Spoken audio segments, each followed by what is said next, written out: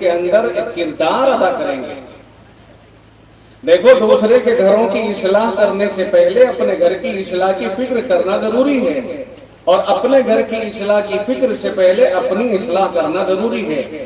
ابھی مفتی عبدالرحمان صاحب نے، مولانا عبدالرحمان صاحب نے آپ کے سامنے اپنے بیان میں جناب رسول اللہ صلی اللہ علیہ وسلم کے حوالے سے یہ بات فرمائی تھی کہ جب رسول اکرم صلی اللہ علیہ وسلم نے تبلیغ کا آغاز فرمایا اور اپنی تبلیغ کو لوگوں میں پیش فرمایا، تو سب سے پہلے داعی ہونے کی حیثیت سے اور مبلغ ہونے کی حیثیت سے اپنے کردار کو پیش فرمایا، اور یہ فرمایا لوگوں پہلے تو یہ دیکھ لو کہ میرے اندر کوئی برائی تمہیں نظر تو نہیں آ رہی ہے۔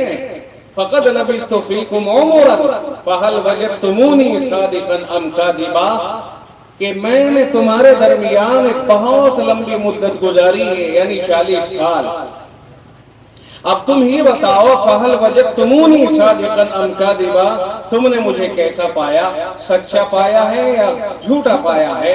غلط پایا ہے یا خراب پایا ہے؟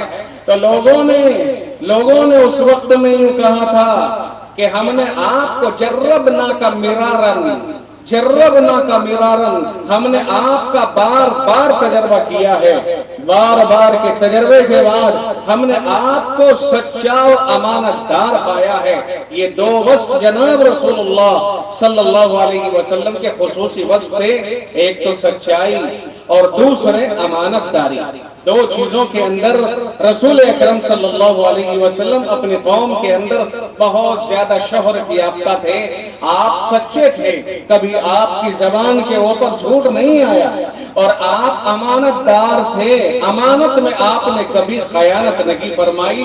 حد ہو گئی کہ جب رسول اکرم صلی اللہ علیہ وسلم کے ساتھ دشمنی عروج کے اوپر تھی اور چاروں طرف آقائے رحمت کے گھر کا محاصرہ کیا گیا اور آپ کے گھر کو گھیر لیا گیا، اور 9 قبیلے کے لوگ آپ کے گھر کو گھیر کر کے کھڑے ہو گئے کہ اگر جیسے ہی آپ نکلیں گے یہ ساری تلواریں محمد الرسول اللہ کے اوپر پڑ جائیں گی، اس وقت بھی آپ کے پاس لوگوں کی اور دشمنوں کی امانتیں رکھی ہوئی تھی۔ امانت، اس کے باوجود کہ آپ سے دشمنی عروج پر تھی، پھر بھی آپ ہی کے پاس رکھتے تھے۔ تو اس کا مطلب یہ ہوا کہ یہ دو وصف، سچائی اور امانت داری، اللہ کے نبی صلی اللہ علیہ وسلم کے خاص وصف تھے، جن کی بنیاد پر یہ دین لوگوں کے درمیان مقبول ہوا اور آپ کا پیغام لوگوں کے درمیان گھروں کے اندر گھسا، لوگوں کے بیچ مقبول ہوا۔ امت کو ضرورت ہے آج اس دور میں سچائی پر آنے اور امانت داری کے اوپر آنے کی۔ لوگوں میں سچائی اٹھتی جا رہی ہے، چھوٹی چھوٹی باتوں کے اوپر جھوٹ کا سہارا لیتے ہیں اور امانت داری کا فقدان ہے۔ لوگ ایسے سمجھے جاتے ہیں، امانت دار دور تک نظر نہیں آتا ہے۔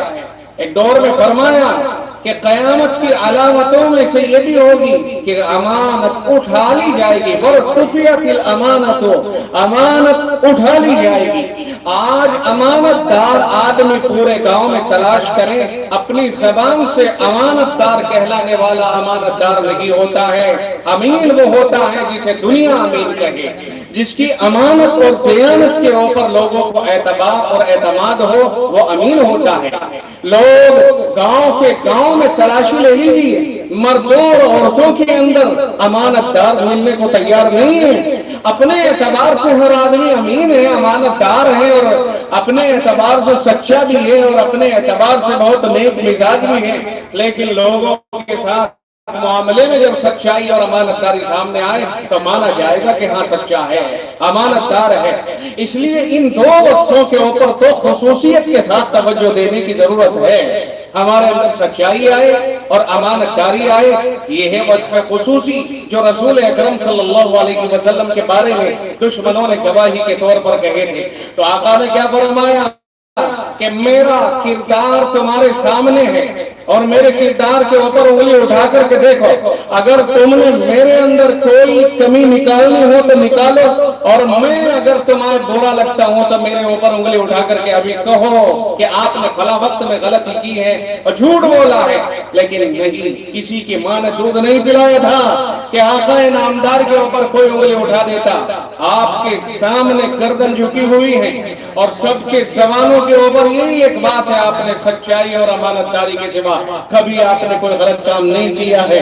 اس لیے میرے عزیزوں، چھوٹے ہوں یا بڑے، شہری ہو یا دیہاتی، گاؤں کے ہو یا باہر کے، مرد ہو یا عورت، جوان ہو یا بوڑھے، کوئی بھی ہو، ہر آدمی کو امانت داری اور سچائی کو اپنا وصف خاص بنانا چاہیے۔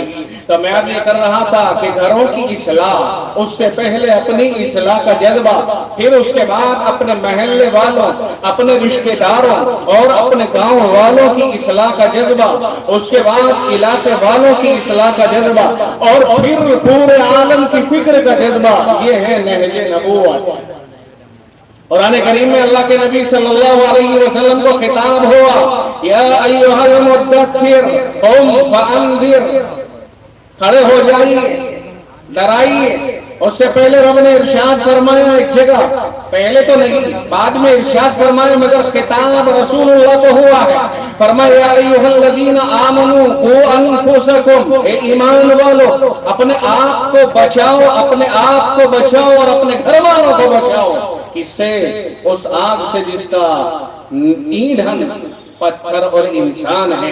یہاں یا ایھا الذین آمنوا میں سب سے پہلے ایمان والے رسول اکرم صلی اللہ علیہ وسلم ہے، اور آپ کے واسطے سے ساری امت ہے، اس لیے اس آیت میں سب سے پہلے خطاب آپ کو ہے، قوا انفسکم، پہلے اپنی فکر کیجیے۔ اس کے بعد فرمایا وانذر عشیرتک الاقربین، اپنے نزدیکی رشتہ داروں کو ڈرائیے، ان کی فکر کیجیے۔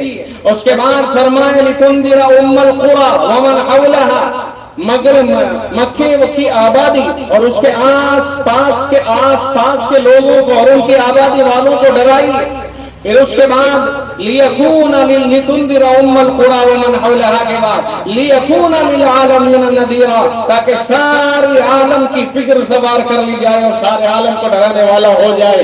یہ ترتیب ہے کہ پہلے اپنی فکر کی جائے، پھر اپنے گھر والوں کی فکر کی جائے، پھر اپنے محلے داروں رشتہ داروں کی فکر کی جائے، اپنی بستی والوں کی فکر کی جائے، آس پاس کے لوگوں کو تبلیغ کی جائے، اس کے بعد میں پھر پورے عالم کی فکر اپنے اوپر سوار کی جائے۔ آج ہماری کوشش یہ ہوتی ہے کہ مرکز سے تعلق قائم کر کے اور بیرون میں میرا نام لکھوا دیا جائے، 4 مہینے کے لیے صاحب بیرون وقت لگا کر کے آیا ہے، اور یہ خوشی ہو جائے کہ صاحب میں نے باہر وقت لگا رکھا ہے۔ ارے اپنے گھروں کی، مجھے اس کے اوپر اشکال نہیں، یہ جملہ تو ایک جملہ معترضہ کے طور پر آ گیا ہے، مجھے اس پر اشکال نہیں کہ آپ اور کون کہاں جا رہا ہے۔ کہنا یہ ہے کہ اپنی اصلاح کی فکر کو چھوڑ کر کے دوسروں کی اصلاح کے چکر میں پڑنے والا یہ کوئی اچھا اور مستحسن قدم نہیں ہے۔ دوسروں کی جنت بنائیں اور اپنے آپ کو جہنم کا ایندھن بنائیں، یہ کہاں کی انصاف والی بات ہے؟ پہلے اپنی فکر کی جائے، اس کے بعد وہ دوسروں کی فکر کی جائے۔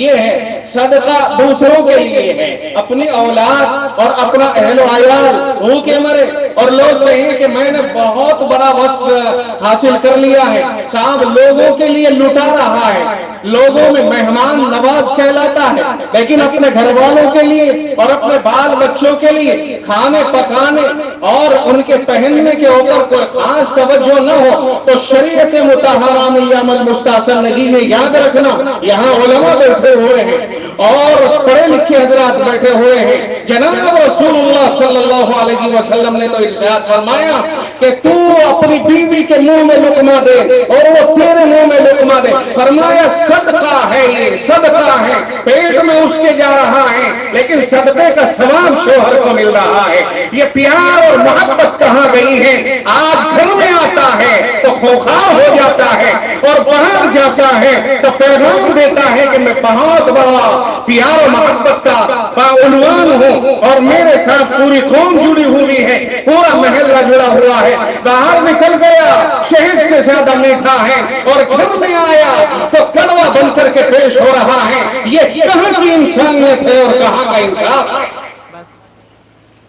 تمہارے بچے تمہیں کہیں کہ ابا جان 10 روپے دے دیجیے اور انہیں کاٹ دو، ان کے ہاتھ میں 10 روپے نہ رکھو، اور باہر نکلنے کے بعد سخاوت کرو، کوئی بھکاری مانگے اس کے ہاتھ میں 100 کے نوٹ رکھ کر کے